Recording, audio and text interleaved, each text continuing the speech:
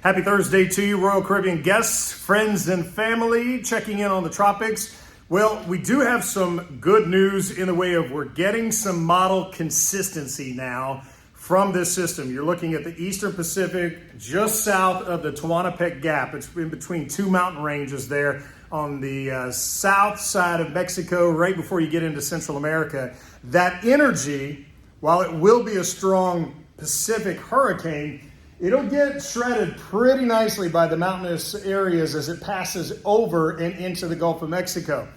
As we get into next week, this is Tuesday the 31st, the energy from that hurricane is going to be split in two. One piece stays south on the Pacific side, the other piece goes in the Gulf of Mexico and tracks east.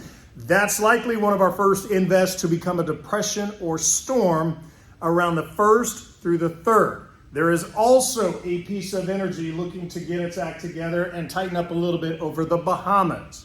So far, indications are that the one over the Bahamas will be one that really struggles to get its act together. Might bring some rain, maybe a water spout or two, but really unorganized in the way of tropical conditions. And my eye is mostly going to be on what was the Pacific hurricane coming into the Gulf.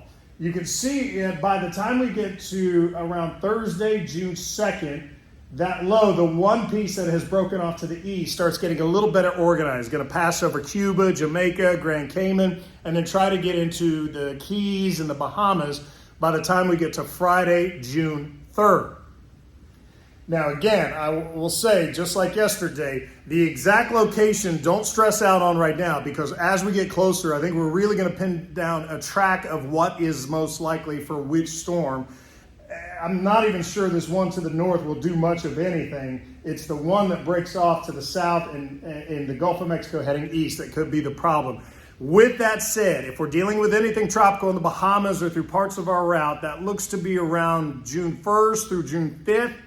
This is the European model. You can see it's a little farther west, but does develop a storm. So that is what I'll be tracking for you in the days ahead. So be sure and check back for the latest forecast.